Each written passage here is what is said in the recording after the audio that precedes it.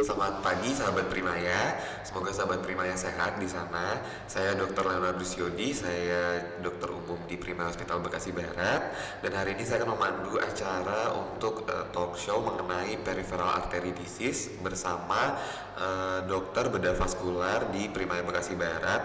Kita sambut Dr. Rino Meridian, spesialis bedah, konsultan bedah vaskular. Selamat pagi, Dok. Selamat pagi, Dr. Yodi. Sehat, Dok? Alhamdulillah sehat. Selamat pagi juga sahabat Primaya. Oke, jadi ini Dok, kita kan bakal bahas mengenai penyakit arteri perifer ya, atau peripheral artery disease, supaya sahabat Primaya semuanya tuh pada mengenali apa sih penyakit arteri perifer ini, gejalanya tuh apa, sama apa yang bisa dicegah sih di rumah gitu. Jadi sebenarnya penyakit arteri perifer itu apa sih, Dok, gitu? Soalnya kan kalau dari namanya kan sebenarnya penyakit arteri pembuluh darah, arteri perifer di distal. Kalau dari secara harafiahnya gitu ya, Dok. Mungkin kalau dari dokter bedahnya bagaimana? Iya, baik, terima kasih Dr. Yodi, ini pertanyaan bagus sekali. Yang dimaksud dengan peripheral arterial disease itu sebenarnya adalah suatu gangguan aliran darah yang disebabkan oleh deposit lemak yang menyebabkan terjadinya plak di pembuluh darah yang akan menyerang pada sistem pembuluh darah, terutama pada bagian perifer. Nah, itu sebenarnya merupakan salah satu bagian dari sekumpulan plak yang ada di pembuluh darah yang disebut dengan aterosklerosis. Ya, makanya kenapa nantinya itu akan berkaitan dengan penyakit-penyakit lainnya, karena dia memang secara umum disebut dengan aterosklerosis, tapi karena nanti akan ada efek pada bagian perifernya, maka disebut dengan peripheral arterial disease. Oh, jadi secara umum penyakit arteri perifer ini tuh penyakit di arteri perifer yang karena adanya sumbatan dari aterosklerosis itu ya, Dok, ya, berarti ya? Ya, suatu penyakit gangguan pembuluh darah yang akan menyebabkan efek pada bagian perifernya. Oh, gitu. Ya. Baik. Kalau gejalanya gimana sih, Dok? Dia biasanya ciri-cirinya itu gimana sih? Iya. Jadi seperti kita tahu bahwa sistem pembuluh darah itu kan ada sistem arteri dan sistem vena. Ya, yang disebut dengan arteri itu adalah aliran yang mengalir dari jantung ke bagian bawah, ya, misalnya ke kaki atau ke tangan, yang nantinya dia akan sesuai dengan denyut jantungnya. Ya, jadi dipompa oleh jantung dan kembali ke jantung untuk diputar lagi itu melalui sistem vena. Yang gejala yang muncul itu biasanya karena ada aliran yang tidak sampai ke bagian distalnya sehingga terjadi sumbatan. Keluhannya apa? Itu dimulai dari yang ringan dulu. Yang ringan itu seperti apa? Yang ringan itu nanti pasien tuh akan merasa bahwa akan ada keluhan pada saat berjalan. Kalau di istilah medis namanya claudication intermittent. Jadi nyeri pada saat berjalan berapa meter, 100 meter, 200 meter, tergantung kemampuannya atau parahnya dari penyakitnya. Kemudian dia akan nyeri pada bagian jari-jari kakinya yang akan merambat sampai ke betis, dan kemudian akan berkurang pada saat dia beristirahat. Begitu selesai, nanti dia baru bisa berjalan sesuai dengan berapa panjang dia bisa berjalan. Gitu. Jadi nyeri yang muncul pada saat berjalan dan kemudian menghilang pada saat pasiennya itu istirahat gitu. Jadi sebenarnya kata kuncinya itu ya, Dok, ya. Iya. Biasanya pasiennya itu kalau misalkan lagi jalan berapa ratus meter dia nyeri, terus kalau istirahat dia berkurang gitu ya. Iya, betul. Oke. Tapi biasanya ada sebelum gejala itu suka ada tanda-tanda awal gak, Dok, yang suka diabaikan? Nah, untuk awalnya itu susah untuk diketahuinya. Gitu ya, gejala awalnya itu susah diketahui sampai muncul keluhannya, makanya untuk awal dia biasanya asimptomatik, jadi tanpa keluhan gitu loh. Cuma kita itu kan harus lebih aware pada pasien-pasien yang punya predisposisi untuk terjadi atau kecenderungan untuk memiliki kelainan gangguan aliran darah gitu loh ya. Jadi ada yang sehingga makanya perlu untuk dilakukan medical check up yang sebenarnya kalau di luar negeri itu rutin gitu loh, medical check up yang rutin sehingga efek samping dini itu bisa diatasi sebelum masuk ke tindakan operasi. Berarti kalau gitu orang-orang apa saja yang punya risiko kena penyakit arteri perifer ini dok?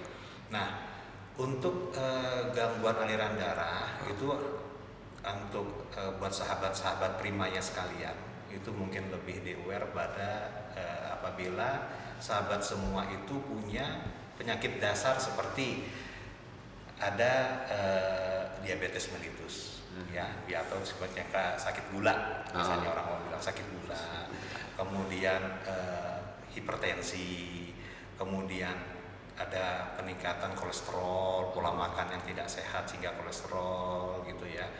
Ada juga penyakit-penyakit seperti ada yang autoimun gitu ya, yang kita tidak tahu, kemudian kebiasaan merokok gitu ya. Nah itu yang hal-hal yang memang lebih diperhatikan sahabat-sahabat primaya apabila ada kebiasaan seperti itu, yang sebaiknya harus rutin untuk diperiksa gitu. Diperiksa kakinya gitu. Iya, diperiksa secara rutin, mungkin per tahun kali ya, biar nggak terlalu ini, agar dilihat apakah sudah ada tanda-tanda ke arah penyempitan sehingga kita bisa lebih awal mencegah terjadinya penyempitan itu.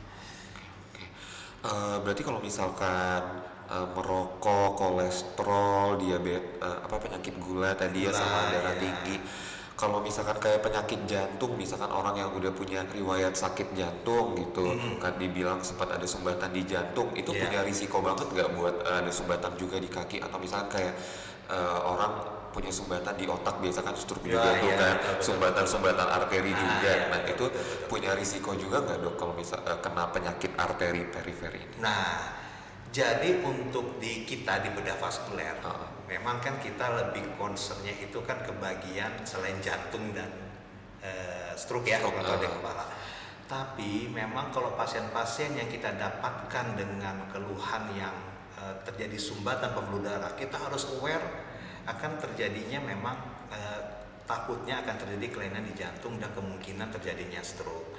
Karena seperti tadi yang sudah saya sampaikan bahwa prinsip dasarnya itu kan terjadi aterosklerosis. Nah, jadi aterosklerosis itu bukan hanya terjadi di satu tempat, dia akan terjadi di semua tempat gitu. Di tangan juga ada, di mana ada, tapi tingkat keparahannya mungkin berbeda-beda.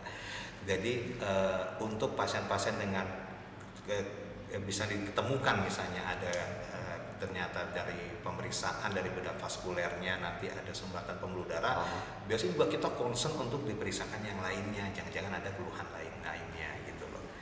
Jadi multidisiplin lah asalnya gitu. Nah kalau misalnya pasien stroke bisa nggak dok? Bisa, kita harus confirm, cuma tingkat keparahannya mungkin berbeda. Ya maksudnya terjadinya stroke atau ada gangguan kelainan jantung, apakah akan juga terjadi kelainan di kaki, itu belum tentu tingkat parahnya gitu loh ya. Nanti kan sehingga mungkin pasien itu belum mendapatkan adanya keluhan untuk di daerah kakinya gitu. Tapi kita memang begitu ada kelainan-kelainan seperti itu memang harus dikonfirmasi, jangan-jangan di kakinya juga ada masalah, cuma pada saat itu belum ada keluhan gitu. Karena aterosklerosis itu kan atau plak pada pembuluh darah yang membuat dia mengecil, itu terjadinya di seluruh tubuh. Berarti bukan karena penyakit jantungnya atau karena penyakit stroke-nya bikin penyakit arteri, itu bukannya, tapi bisa kok insiden gitu ya? Iya, betul sekali. Oke. Terus biasanya dok kalau misalkan terkait usia, biasanya penyakit ini tuh menyerangnya di usia berapa dok? Iya. Jadi salah satu faktor resiko juga itu pada usia-usia lanjut ya, yang di atas umur 50 tahun ya, tanpa ada penyakit lainnya ini ya. Nah, jadi tanpa ada penyakit lainnya, jadi dia tidak ada gula, tidak ada yang lain, tapi umur di atas itu kita harus lebih concern gitu. Kenapa harus lebih concern pada usia lanjut? Karena memang satu, elastisitas pembuluh darah itu sudah mulai berkurang. Gitu ya, sehingga dia akan gampang terjadi bekuan pada daerah pembuluh darahnya. Karena dia tidak dan juga pada usia lanjut itu terjadi misalnya terjadi suatu kerusakan pada pembuluh darah. Jadi di pembuluh darah itu kan dia ada lapisan dalam, ada lapisan luar. Yang menyebabkan plak itu kerusakan di lapisan dalamnya. Gitu yang bikin kerusakan. Makanya kenapa pada gula kena, karena gula itu kan dia dapat menyebabkan kerusakan pada dinding dalam, sehingga dia kalau ada rusak kan langsung diperbaiki. Nah perbaikannya itu tuh bentuknya kadang-kadang bentuknya jadinya plak. Nah, jadi setiap kerusakan itu pasti akan diperbaiki otomatis oleh tubuh. Gitu. Nah, semakin lanjut usia kan dia semakin kurang kemampuan untuk memperbaikinya, sehingga terjadi kerusakan, munculnya jadinya plak gitu loh. Walaupun tanpa ada kelainan-kelainan penyakit yang seperti disebutkan di atas. Berarti sebenarnya usia sendiri juga udah jadi salah satu faktor risiko Ya, penentu ya dok. Faktor risiko. Berarti kalau ada penyakit jantung lain atau diabetes mellitus juga, Iya. usianya akan lebih mundur lagi ya. Oh Iya. Jadi yang gimana? lebih diperhatikan itu malah pada DM tipe 1. Oh, Nah, jadi kan DM itu ada tipe 2, ada tipe 1 ya. Oh. Tipe 1, tipe 2. Tipe 1 itu kan bawaan.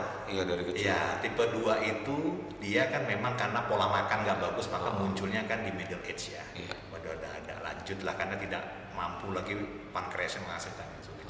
Tapi kalau tipe 1 maka dia akan muncul pada usia yang muda. Jadi kalau misalnya pada pasien-pasien yang sudah ada yang tipe 1 tuh harus lebih sering diperiksa tuh, karena bisa aja jadi plaknya itu lebih mudah. Karena saya pernah dapat pasiennya itu baru umur 20 tahun loh, plaknya udah bentuk. Masih muda Gitu sekali. loh, Ya? masih muda sekali. Oh. Jadi dan memang dia DM-nya tipe 1 gitu loh ya. Dan juga ada penyakit-penyakit misalnya nih, sekarang ini kan pola penyakit itu kan semakin lama semakin muda ya. Iya. Yang penyakit yang dulu kita ketemu waktu kita sekolah itu masih umurnya di atas 50 tahun, Iya. sekarang ketemu Udah 30-an. udah 30-an, 30 tahun ya, seperti kayak gagal ginjal. Uh-huh. Nah, itu kan sudah sekarang banyak usia muda. Ya, dan memang yang harus diperhatikan itu adalah berat badan itu tidak berpengaruh terhadap kesehatan. Gitu ya. Berat badan itu tidak hanya satu-satunya faktor yang saya perbaiki ya. Bukan satu-satunya faktor untuk kan bahwa oh saya kurus berarti saya sehat, tidak. Oh iya betul. Itu betul. tergantung dari pola asupan makanannya. Nah, itu yang bermasalah sekarang. Gitu. Jadi pasien-pasien yang dengan ada kelainan-kelainan ginjal atau malah ada kanker itu rata-rata tidak gemuk. Pasiennya tuh kurus. Iya, pasiennya kurus malah. Jadi jangan dikonsen bahwa oh saya kurus berarti saya sehat, tidak.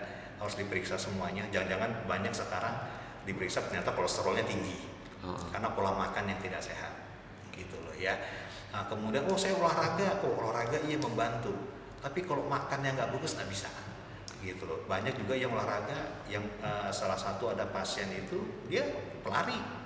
Suka main bola, main futsal, kena gitu loh ya. Jadi harus dilihat tuh asupan makanannya juga harus diperhatikan. Gizi ya. Jadi kalau sehat itu kan bugar olahraga, tapi kalau sehat itu banyak faktor itu, stresnya segala macam gitu. Kalau dari penyakit arteri perifer ini juga riwayat keluarga mempengaruhi nggak dok? Kalau riwayat keluarga tidak. Oh, tidak. Nah, Jadi lebih ke pola hidup ya. Lebih ke pola. Jadi kalau misalnya gangguan kalau sistem pada PAD lah ya, kita singkat PAD ya, peripheral arterial disease PAD, itu tidak disebabkan oleh keturunan. Ya. Kalau misalnya, maksudnya langsung ya, keturunan langsung ya, ada nggak penyakit keturunan menyebabkan? Ada, gitu loh. Jadi kalau misalnya yang menyebabkan apa dok? Ya misalnya dia ada gangguan pembekuan darah, gitu loh, sehingga dia dapat menyebabkan kerusakan daripada dinding pembuluh darah yang menyebabkan terjadinya PAD. Gitu. Oke. Jadi sebenarnya sahabat Primaya untuk faktor risiko yang dapat terjadi pada pasien PAD ini yang kita singkat PAD itu ternyata banyak sekali ya, dan lebih ke faktor-faktor eksternal juga ya dok ya sebenarnya gitu. Nah kalau dari gejalanya sendiri kan tadi kalau jalan 100 sampai 200 meter telah lama-lama dia akan nyeri, terus dia harus istirahat, dia hilang. Nah sebenarnya kalau misalkan biasa kan suka orang-orang ya udahlah namanya juga lagi jalan pasti ntar nyeri gitu kan, atau yang udahlah namanya juga udah usia pasti nyeri lah kaki gitu. Nah kalau misalkan diabaikan terus-terusan ntar dia bakal gimana dok itu biasanya? Misalnya pasiennya memang ada keluhan nyeri, nah, kemudian diabaikan terus-menerus. Tindak lanjut untuk lanjutnya nanti, dia bisa aja sumbatannya itu semakin parah. Ya, yang tadinya hanya nyeri pada saat berjalan, bisa aja pada saat tidur dia nyeri. Jadi diam aja dia udah nyeri Diam aja sudah nyeri itu kadang-kadang pasiennya itu tidurnya harus duduk dengan kaki di bawah. Ya. Tidurnya duduk karena dia tidak mampu untuk tidur dengan kaki yang sejajar.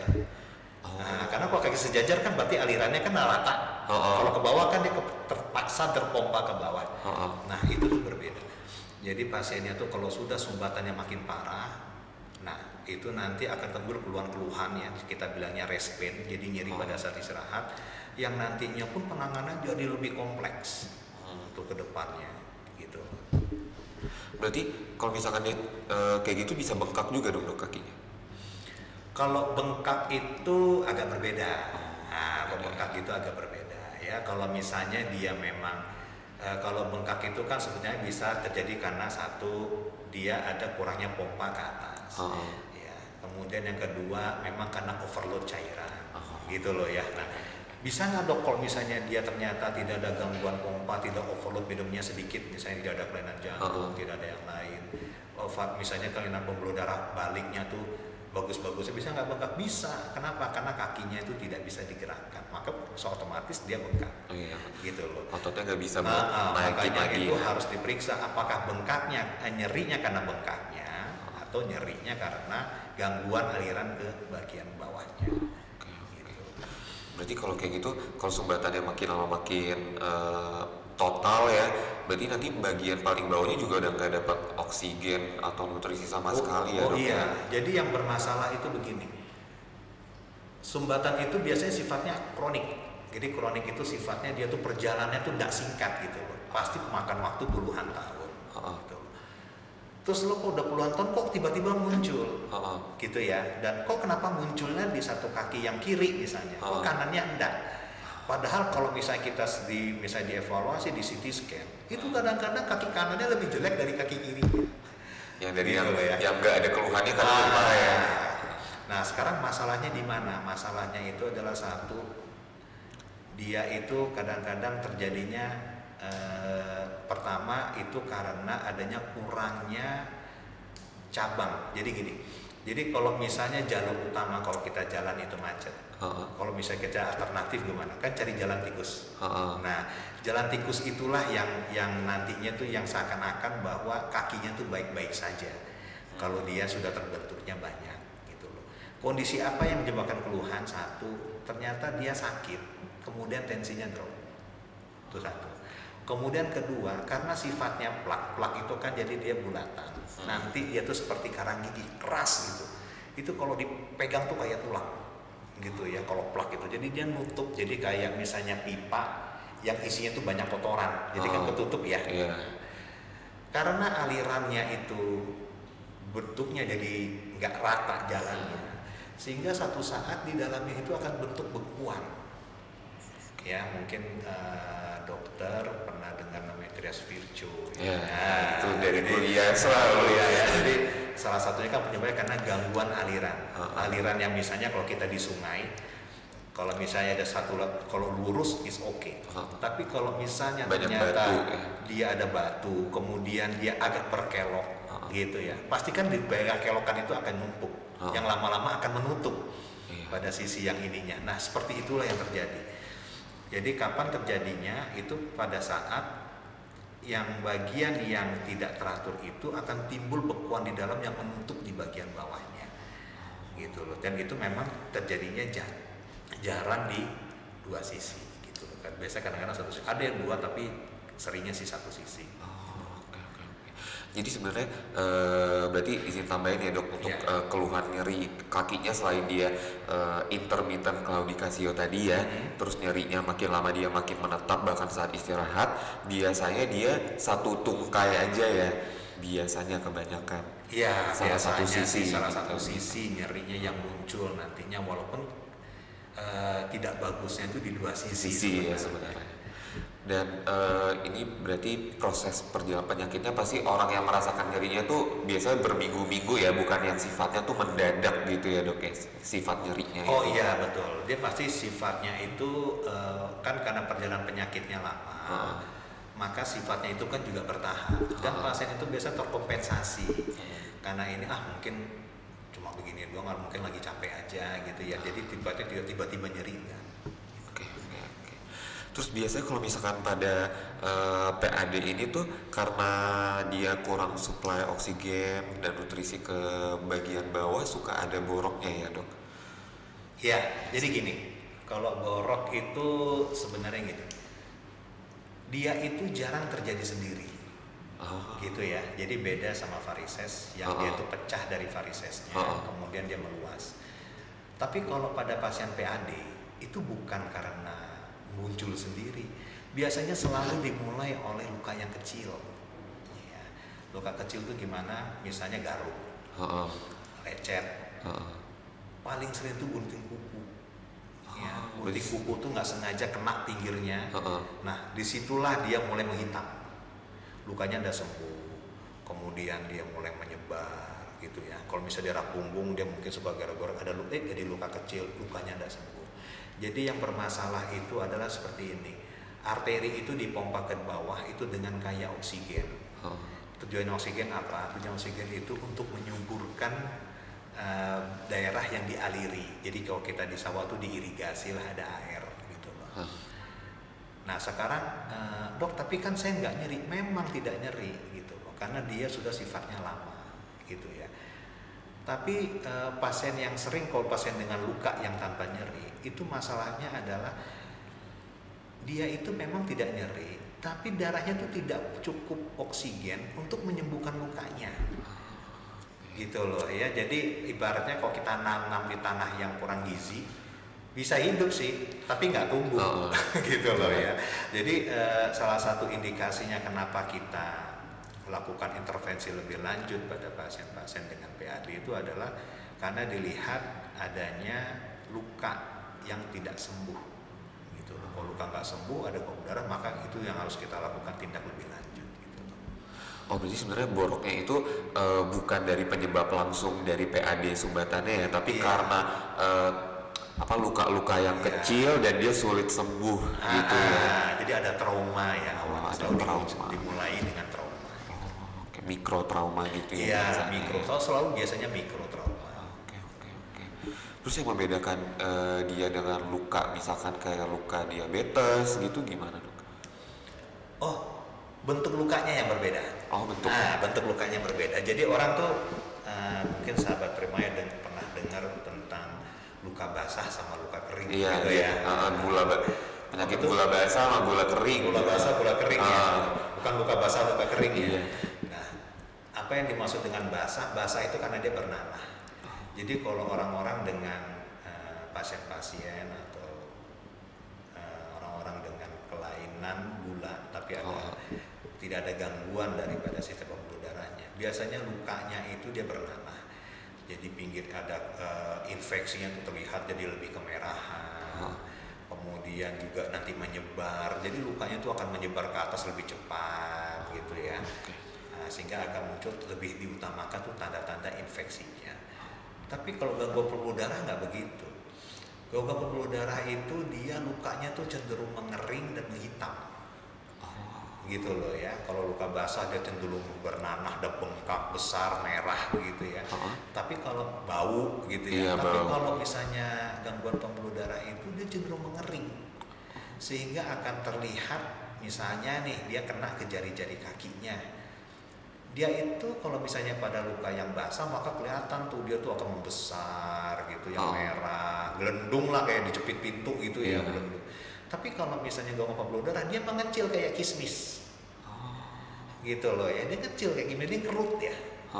Kerut gitu loh ya. Makanya kalau dia itu lebih diutamakan untuk diperbaiki alirannya dibandingkan dioperasi langsung.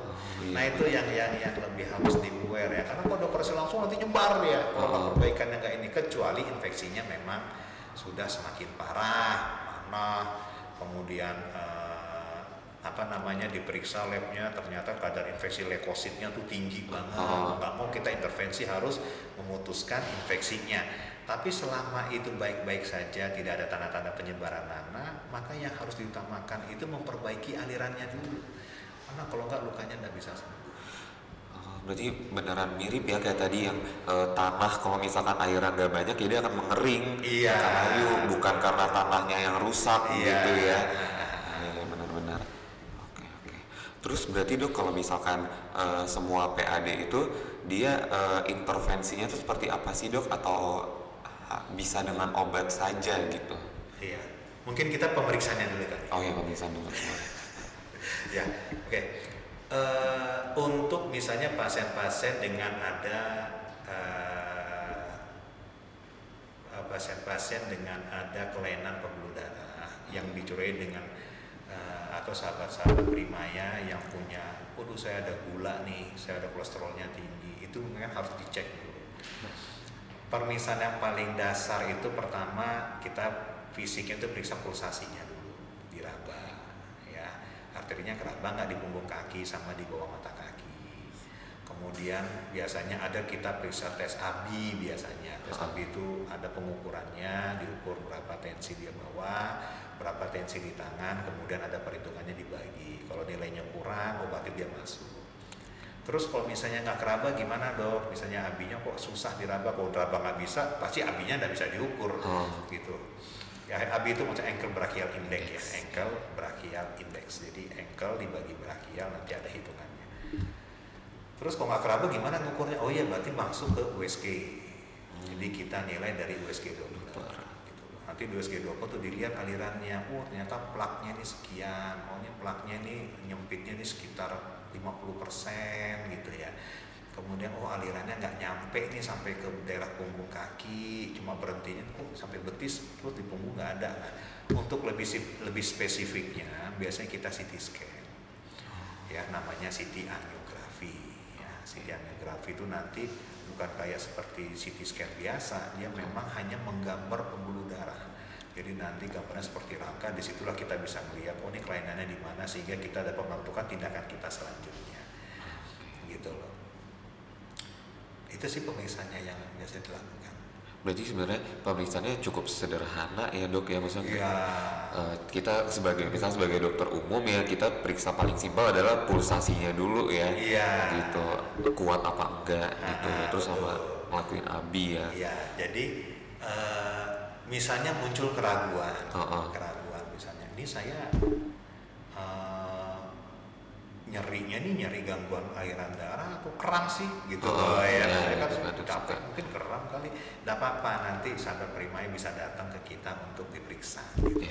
Pertama dari yang paling sederhana sampai nanti yang lebih advance apakah benar ada kelainan atau tidak gitu. Berarti tadi dikatakan dia kalau sudah curiga ke PAD itu kalau dia pulsasinya udah lemah ya dok ya, lemah atau tidak ada, terus dari ABI-nya tadi perhitungannya rendah ya dok ya, gitu, atau dari CT angiografinya itu ya yang sumbatan. Terus kalau misalkan sudah ketahuan nih PAD, nah itu harus diapain dok? Nanti kita kan lihat keluhannya. Kalau misalnya dia masih dalam batasannya PAD, berarti dia nyeri berjalan. Kita biasanya tidak dilakukan intervensi dulu. Jadi coba pasiennya tuh untuk exercise ya. Jadi jalan pagi selama 30 menit ya. Nanti aduh nggak kuat dong, saya cuma kuatnya 1 menit nyeri gitu. Oke, diulang terus sampai 30 menit. Jadi seminggu 3 kali. Jadi nantinya diharapkan dalam waktu evaluasi 3 bulan jalannya tuh makin jauh gitu loh. Yang tadi cuma 100 meter kemudian nanti dia bisa sampai 500 meter, bisa sampai 1 kilo. Mungkin nggak akan sempurna ya gitu loh. Apa tandanya dok? Berarti udah lepas dong gitu ya, berarti udah kebuka dong. Enggak. Jadi kalau yang kita exercise itu tidak membuka utama yang tertutup, tapi melatih cabang yang terbentuk gitu loh ya. Makanya semakin muda itu semakin baik. Kalau misalnya ketahuannya semakin cepat semakin bagus gitu. Kalau sudah usia lanjut kan nanti bentuk cabangnya kan udah mulai susah sesuai dari tadi yang nanti malah sudah berlanjut menjadi lebih kronis ya, sehingga yang kalau kronis mah kita harus intervensi.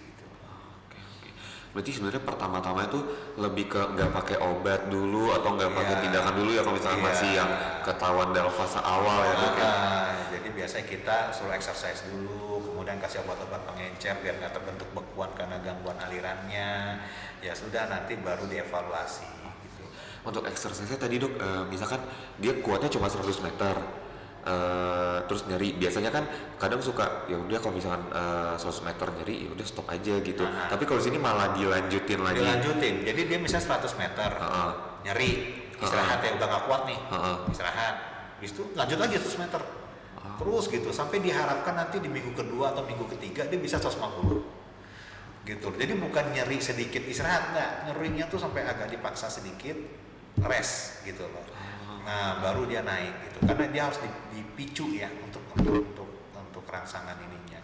Karena memang untuk intervensi bagian biasanya kan sumbatan itu seringnya itu di bagian bawah lutut.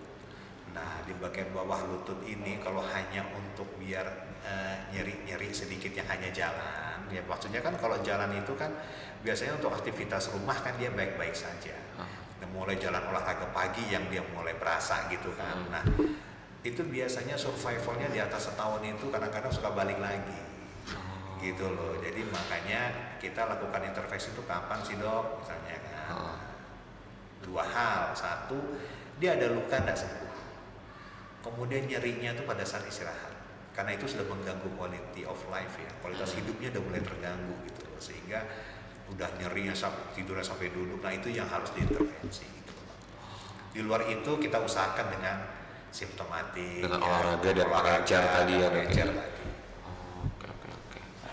Terus kalau misalkan perawatan kaki sehari-harinya tuh gimana sih dok kalau pasien PAD tuh? Nah ya, kalau pasien-pasien dengan kita sudah ketahui memang ada gangguan dari pembuluh darah selain exercise itu, maka yang dijaga itu gimana? Satu, tidak boleh ada luka. Yang kedua, jangan sampai ada infeksi. Caranya gimana? Caranya adalah satu, dia tuh harus sering dikasih pelembab. Ya, kasih pelembab. Kenapa harus kasih pelembab? Biar nggak kering. Jadi salah satu tanda klinisnya daripada gangguan pembuluh darah itu adalah satu, dia kulitnya kering. Kemudian yang kedua, mulus tuh bukan bagus tapi bulunya rontok. Kaget ya, nggak bisa tumbuh, bulunya nggak kuat jadi rontok ya. Kemudian ketiga cenderung ngecil, karena otot-ototnya kan dia cenderung ngecil gitu loh, karena kan aliran darahnya nggak bagus. Kemudian yang ketiga, kadang-kadang jarinya tuh suka meruncing. Jadi dia jarinya biasa kita bulat begini, dia tuh agak runcing dia karena kurangnya aliran. Gitu, jadi bentuknya tuh khas dia. Ya, jadi karena kita mengetahui hal-hal seperti itu, makanya dicegah jangan sampai terjadi infeksi, misalnya kasih pelembab, ya, kering, kemudian memakai alas-alas kaki yang empuk, yang tidak terlalu sempit juga ya, dan juga pakai sepatu itu jangan yang kecil-kecil gitu loh ya. Kemudian kalau misalnya pasiennya itu misalnya ternyata ada pasien yang dengan bed rest misalnya ya, dia misalnya kena stroke, nah itu kan salah satu penyebabnya tuh sehingga dia tidak bisa mobilisasi. Jangan harus dimiring kanan kiri dengan sering, jangan sampai tertumpu di satu kaki, karena ada beberapa pasien dengan stroke kemudian dia tertumpu di satu sisi karena ini dari ulkus, kita bilangnya ulkus decubitus ya, pressure sore ya. Nah itu nanti dibersihin waduh itu nggak sembuh lukanya, dibiarin jelek nggak, tapi dibersihin nggak bagus gitu loh. Jadi harus dimiring-miringin. Jadi harus ada dipertimbangkan untuk bagaimana tidak terjadi luka dan tidak terjadi infeksi pada kaki. Terus kan tadi kan juga karena gunting kuku tuh sering kadang bikin ini. Gunting kukunya baiknya harusnya gimana dok? Ya hati-hati aja. Hati-hati aja. Soalnya kadang kalau misalkan gunting kuku pasien DM kan lurus gitu. Oh enggak lah, jadi kita kan ada batas ya, ada batas. Jadi jangan mengguntingnya tuh terlalu pendek. Oh gitu aja. Iya, dan terlalu pendek sehingga dapat menyebabkan dia tertusuk ya ke sininya, ke sisi-sisi dari kukunya gitu ya. Oke, berarti sebenarnya kalau misalkan udah ketemu bulunya sering rontok, terus abis itu kulitnya kering, gitu itu udah tanda-tanda awal banget ya itu sebenarnya. Iya, tanda awal dari gangguan aliran. Terus kalau misalkan pasien udah nih misalkan exercise terus-terusan, terus minum obat atau mungkin bahkan ada yang sampai udah dilakukan intervensi, itu bisa berulang lagi nggak sih dok PAD ini? Maksudnya dia sudah diintervensi? Misalnya udah diintervensi deh gitu, dia bisa akan berulang lagi nggak? Oh iya, nanti makanya kita perlu evaluasi per tahun. gitu loh, pasti per tahun ya. Nanti kita biasanya survivalnya itu kan dia tuh per tahun tuh berapa. Semakin jauh untuk sumbatan yang di bawah lutut ya, saya di atas lutut, karena kalau di atas lutut biasanya kita pakai stand gitu loh, tapi kalau di bawah biasanya kita nggak pakai, cuma pakai balon. Nah di balon itu tuh ada macamnya, ada yang ada obatnya, ada yang balon biasa, ada yang dia tuh bergigi sehingga dia memecah dari plaknya. Nah itu punya survival yang berbeda-beda gitu loh. Kalau kita hanya pakai balon biasa, survivalnya kurang bagus dalam 1 tahun, bisa dikit lah, cuma 30% biasanya. Tapi kalau misalnya dia dengan obat, dia bisa sampai setahun tuh masih bagus, kadang-kadang sampai 2 tahun tuh masih bagus gitu loh. Nah kalau misalnya dipecah gimana, itu juga lebih bagus ya. Cuma intinya sih setelah kita lakukan intervensi, kita harus evaluasinya tuh per tahun untuk menilai perkembangannya bagaimana. Berarti ada kemungkinan untuk balik lagi, tapi harus dievaluasi per tahun ya. Jadi begitu keluarnya menghilang, ya dia sudah mulai harus exercise kan. Nah mulai exercise, dirangsang, sehingga pada kalau satu saat ternyata tertutup lagi, paling tidak cabangnya itu sudah banyak. Kolateralnya udah bagus gitu ya. Kolateralnya sudah bagus. Oke. Terus dok, kalau misalkan pasien PAD, pola makannya ini gimana dok? Yang harus dijaga, ada pantangannya nggak gitu? Oh iya, jadi kalau pasien-pasien PAD jelas ya, faktor-faktor penyebabnya itu yang memicunya itu harus ditahan ya. Kalau gula, ya gula harus dikontrol. Kalau dia merokok, ya merokoknya harus di stop gitu ya. Kalau misalnya kolesterol gimana, ya kolesterolnya harus dinormalkan. Pola makannya itu yang berlemak, minyak, itu udah nggak bisa gitu loh ya. Nanti kan harus dikonsultasikan dengan dokter gizi ya, gimana polanya, pola makannya yang bagus. Dan biasanya memang karena plak itu terbentuk dari deposit lemak, biasanya kan kita pengobatannya itu selain dengan pemberian pengencer darah, juga kan diberikan untuk anti kolesterol. Simvastatin biasanya dikasih buat untuk mencegah terbentuknya plak yang lebih parah gitu loh. Jadi pola makan sih ya jelas ya, pola hidup sehat jadinya, yang mana kalau misalnya dia ada yang kelainan-kelainan seperti itu ya dicegah gitu loh, biar tidak stabil. Tensi harus turun gitu ya, jangan dibawa di atas 140 gitu. Jadi yang harus dikontrol lah. Jadi sebenarnya pola makannya juga ya pola makanan yang gizi sehat dan seimbang ya dok ya. Kayak kalau misalkan pasien gula atau pasien darah tinggi gitu ya. Iya. Terus terakhir dok, kalau misalkan untuk pasien PAD itu dia masih boleh melakukan aktivitas berat gitu dok?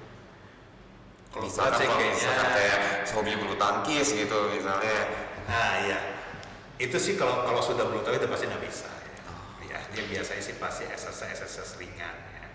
Yang diharapkan pokoknya tidak mengganggu quality of life-nya gitu loh ya, kan aktivitas normalnya tuh tidak terganggu gitu. Itu kan target kita di situ, tidak kembali aktivitas yang ekstrim lah kasarnya. Bulu tangkis itu kan luar biasa juga gitu kan, nah intensity itu kan. Jadi ya misalnya yang tadinya main bulu tangkis, paling nggak jadinya jalannya bisa lama gitu loh ya. Jadi lebih diringankan lah aktivitasnya gitu. Begitu kalau olahraga berat ya, maklum aja ya dok. Oke, terima kasih banyak Dokter Rino. Saya izin untuk merangkum ya. Jadi untuk penyakit arteri perifer ini tuh penyakit pada pembuluh darah yang disebabkan karena tadi ya sumbatan plak, karena yang kita sebut aterosklerosis. Biasanya penyebabnya itu karena tingginya kolesterol atau hal-hal lain yang di luar si PAD-nya ini, misalnya kayak gula atau darah tinggi gitu, dan pola hidup yang tidak sehat.